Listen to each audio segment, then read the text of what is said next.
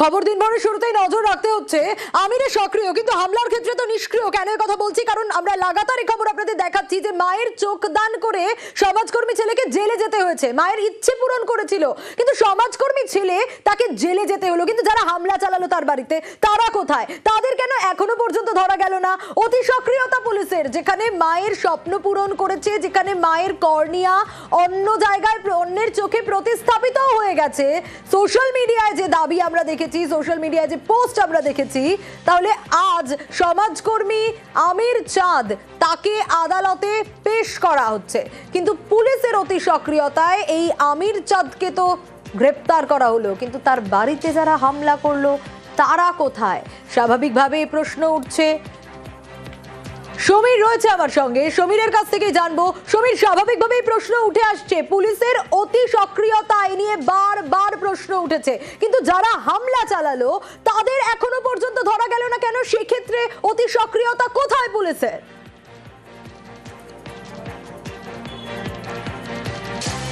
দেখো শুনে তোমাকে প্রথমে জানিয়ে রাখি, গত সোমবার আমির চাঁদ, তার আরো ভাই এবং তুই বাড়ির পুত্রবধূ এবং তার বোন সহ মোট 5 জনকে পুলিশ গ্রেপ্তার করে এবং সেদিনই আদালতে পাঠানো হলে আদালত তাদের 3 দিনের জেল হেফাজতের নির্দেশ দেন এবং আজকে কিন্তু পুনরায় তাদের আদালতে তোলার কথা। কিন্তু আদালত সূত্রে যারা জানতে পারছি, তাদের আজকে আদালতে হাজির করা হবে না। ভিসি অর্থাৎ ভিডিও কনফারেন্সের মাধ্যমে জেলখানা থেকেই কিন্তু তাদের শুনানি হবে এবং দুপুর 2টোর পরে সেটা হবে এবং তখন দেখা যাবে আদালত কি রায় দেয়। তবে এই যে ঘটনা, এই যে অভিযোগে আদালত আমির চাঁদ সহ তার পরিবারের 5 সদস্যকে গ্রেপ্তার করা হলো, এর পাল্টা কিন্তু আমির চাঁদের শ্বশুরের পক্ষ থেকে ওই দিনকেই থানায় লিখিত অভিযোগ দায়ের করা হয়েছিল আমির চাঁদের বাড়িতে হামলা এবং বাড়ির মহিলাদের শ্লীলতাহানির অভিযোগ। কিন্তু তার সত্ত্বেও পুলিশ এফআইআর দায়ের করলেও এখনো পর্যন্ত এই ঘটনায় যারা জড়িত তাদের বিরুদ্ধে কোনো রকম ব্যবস্থা গ্রহণ করা হয়নি। কিন্তু সমীর, যে কর্নিয়া প্রতিস্থাপিত করা হলো দুজনের চোখে, সেই জায়গায় দাঁড়িয়ে যখন মায়ের স্বপ্ন পূরণ হয়ে গেল, যারা হামলা চালিয়েছিল তাদের এখনো পর্যন্ত 2 দিন পেরিয়ে যাওয়ার পরেও তাদেরকে কোনোভাবে চিহ্নিত করা গেল না। এটা কিভাবে সম্ভব? দেখো, শুধু চিহ্নিত না, নির্দিষ্ট করে নাম উল্লেখ করে কিন্তু কমপ্লেন করেছে এই আমির চাঁদের শ্বশুর। সেখানে 9 জনের নাম দেওয়া হয়েছে এবং এছাড়া আরো অনেকে যুক্ত ছিল বলে দাবি করা হয়েছে। কিন্তু পুলিশ সেটা নিয়ে মামলা দায়ের করলেও এখনো পর্যন্ত এই অভিযুক্তদের ডেকে জিজ্ঞাসাবাদ করেনি বা তাদের গ্রেপ্তার করে উদ্যোগী হয়নি। ঠিক যতটা সক্রিয় ছিল আমির চাঁদের ক্ষেত্রে, ঠিক ততটাই নিষ্ক্রিয় কিন্তু এই ক্ষেত্রে। এবং যা নিয়ে এই আমির চাঁদের সহকর্মীরা প্রশ্ন তুলছেন যে পুলিশ কেন এই ক্ষেত্রে নিষ্ক্রিয়, কেন এক্ষেত্রে সক্রিয় হচ্ছে না, কেন এই অভিযুক্তদের গ্রেপ্তার করছে না।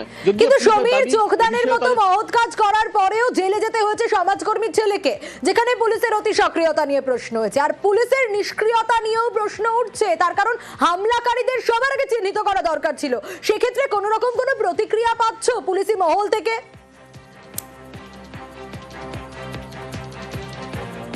পুলিশ জানিয়েছে মামলা রুজু করা হয়েছে, তাদের বিরুদ্ধে ব্যবস্থা গ্রহণ করা হবে, কিন্তু কবে করা হবে সেটাই প্রশ্ন। কারণ রবিবার সন্ধ্যে নাগাদ যখন এই ঘটনাটি ঘটে, আমির চাঁদের বাড়িতে কিন্তু এলাকার প্রচুর লোকজন তাদের বাড়িতে গিয়ে হামলা চালায় এবং জনরোষ থেকে সেই সময় বাঁচাতে আমির চাঁদ সহ পরিবারের লোকজনকে পুলিশ উদ্ধার করে নিয়ে আসে এবং পরবর্তীকালে আটক করে থানায় রেখে দেওয়া হয় এবং পরে অভিযোগের ভিত্তিতে তাদের গ্রেপ্তারও করা হয় এবং আদালতেও পাঠানো হয়।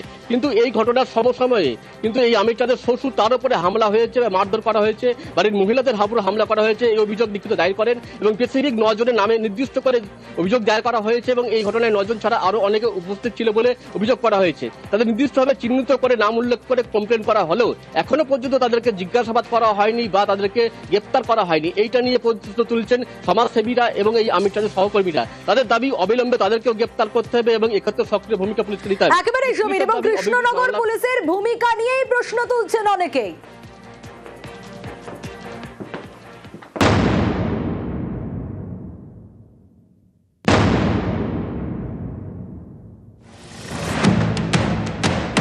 মা চেয়েছিলেন চোখ দান করতে, সেই ইচ্ছে পূরণ করেছেন সমাজকর্মী ছেলে আমির চাঁদ শেখ।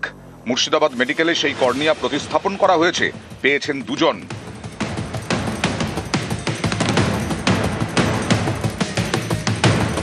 সোশ্যাল মিডিয়ায় পোস্ট করে আমির চাঁদের পরিবারকে কুর্নিশ জানানো হয়েছে।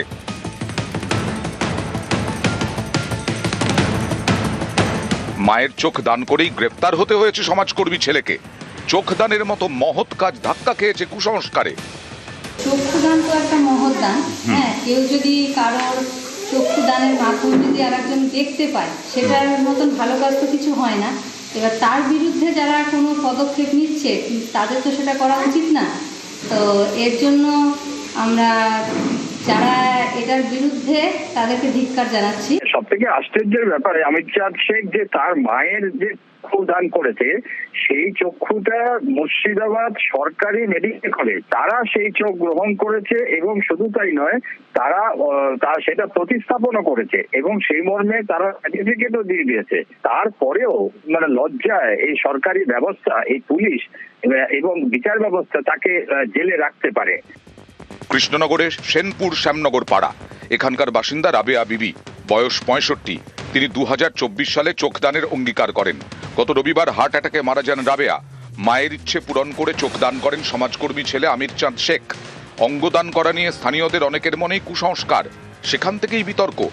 আমির চাঁদের প্রতিবেশীরা কোতোয়ালি থানার দ্বারস্থ হন, অভিযোগ করেন মৃতের অঙ্গ নাকি বিক্রি করা হয়েছে। চোখ দান মহৎ কাজ এবং গণতান্ত্রিক অধিকার, তা সত্ত্বেও আমির চাঁদ ও তার পরিবারের 5 জনকে গ্রেফতার করে পুলিশ। কিছু স্বার্থান্বেষী হয়তো লোক একটা জিগির তুলে দিল যে এর মধ্যে দিয়ে অঙ্গ কেনাবেচার ঘটনা ঘটছে, পুলিশ তৎপর হয়ে গেল, একটা মহান কাজকে বিব্রত করে একটা গণ আন্দোলনকে আঘাত করা হয়ে গেল, তাদেরকে জেলে ভরে দিল। অনেকেরই মত, এই ঘটনায় পুলিশ অতি সক্রিয়তা দেখিয়েছে। তাদের প্রশ্ন, কোথাও বাল্যবিবাহ হলে তখন পুলিশ কি করবে? স্থানীয়রা যদি উত্তেজনা তৈরি করে বাল্যবিবাহের পক্ষে দাঁড়ান, তাহলে কি আইন শৃঙ্খলার কথা মাথায় রেখে পুলিশ বাল্যবিবাহ আটকাবে না? অঙ্গদান নিয়ে সচেতনতা বৃদ্ধির বদলে কেন গ্রেফতারির পথে হাঁটতে হলো? যারা এই কর্নিয়া দানের ক্ষেত্রে আমিরকে আজকে আমিরের নামে এফআইআর করে, মিথ্যে এফআইআর করে তাকে জেলে পাঠালো, কিন্তু তাদের কখনো কর্নিয়ার দরকার হতে পারে, তাদের রক্ত দরকার হতে পারে। এই রকম আমিরদের মতোই মানুষেরা কিন্তু কর্নিয়া দান করেন বলেই আজকে মানুষের অন্ধত্ব কাটার যে জায়গাটা তৈরি হয়েছে। মৃতের ছেলে সহ 5 জনকে অবিলম্বে মুক্তি দিতে হবে, এই দাবিতে সরব বিভিন্ন স্বেচ্ছাসেবী সংগঠন। বুধবার কলেজ স্ট্রিটে পথে নামে এপিডিআর।